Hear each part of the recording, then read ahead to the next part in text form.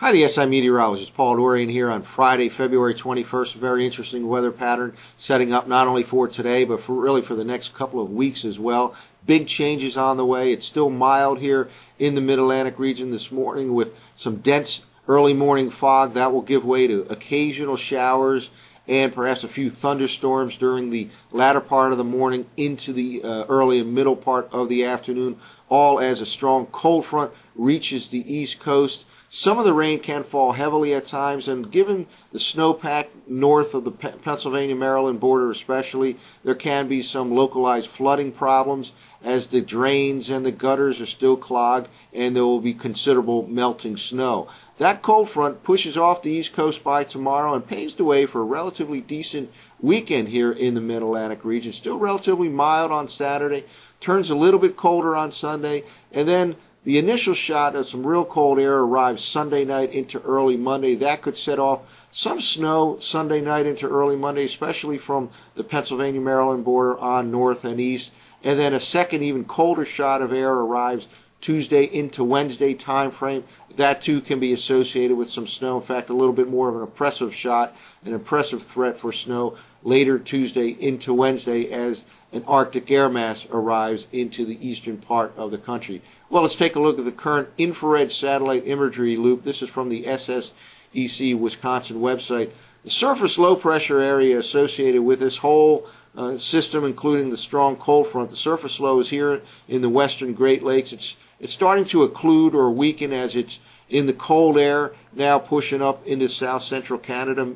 Blizzard-like conditions right now across Minnesota into Wisconsin, Madison right now. Temperatures have dropped into the teens with some light snow and some 30, 35 mile per hour wind gusts. Meanwhile, the strong cold front is underneath this deck of bright, thick clouds here in the Ohio Valley and pressing towards the East Coast.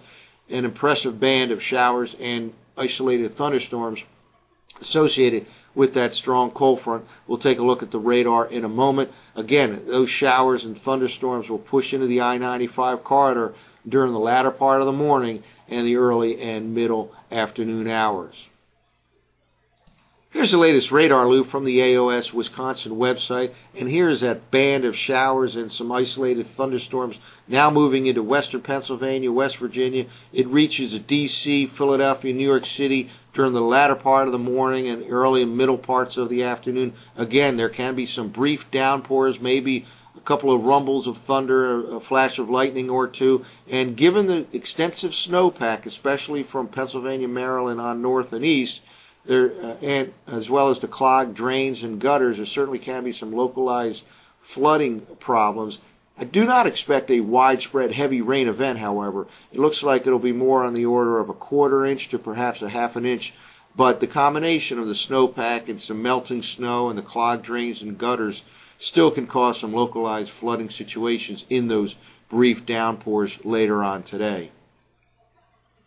Well, here's a current surface map, and again, that strong cold front well out ahead of the main surface low right now. It's all the way into the western part of Pennsylvania.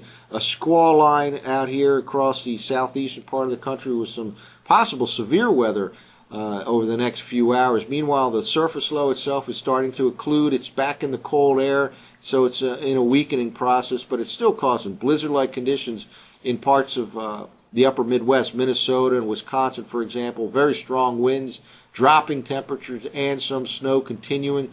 All the precipitation in this region right now has changed over to snow, but a lot of showers and thunderstorms out ahead of that surface low along this cold front, moving towards the I-95 corridor right now.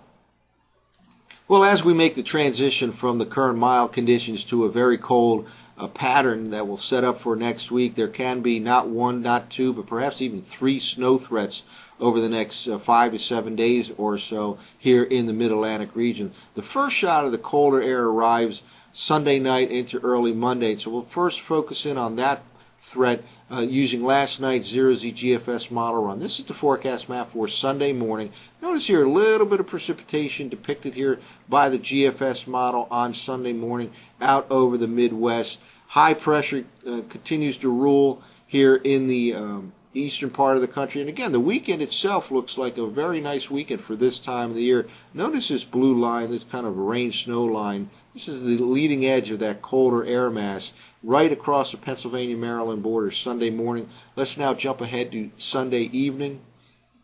And here's the forecast map for Sunday evening. Kind of an expanding area of precipitation associated with a cold frontal system that will usher in that first shot of colder air come Sunday night, Monday morning. So there is a chance of some snow on the light side, but primarily from the Pennsylvania-Maryland border on north. D.C. looks like it'll avoid getting any kind of a snow out of this Sunday night. But Philadelphia, New York City can see a little bit of snow Sunday night into the early part of Monday as that first shot of colder air arrives. Now this is the forecast map for Tuesday evening as that second threat for snow starts to develop. By Tuesday evening, notice here this blue line that was earlier in the week up across the Pennsylvania-Maryland border. This has dropped farther to the south and east as we get colder and colder, and really a nice temperature gradient, a boundary zone, a baroclinic zone or a temperature gradient zone setting up in kind of an east-west fashion here, and that will help to perhaps generate some snow in the Mid-Atlantic I-95 corridor from late Tuesday into Wednesday. Again, this is the forecast map for Tuesday evening. A little bit of snow developing here. Let's now jump ahead to about the middle part of Wednesday. And lo and behold, by early Wednesday afternoon, low pressure has formed along that frontal boundary zone, and it's generating some snow back in the I-95 corridor from late Tuesday night into the day on Wednesday. That's the second threat that we face over the next 5 days or so as we gradually get colder and colder again. A very cold weather pattern setting up for next week and very likely into the first week of March, with at least a couple of different snow threats coming during this transition from the current mild conditions to the cold weather pattern of next week. Some showers and thunderstorms later this morning into the early part of the afternoon, a decent weekend, and then big changes beginning early next week. That's it for now for the SIWeather.com. I'm meteorologist Paul Dorey.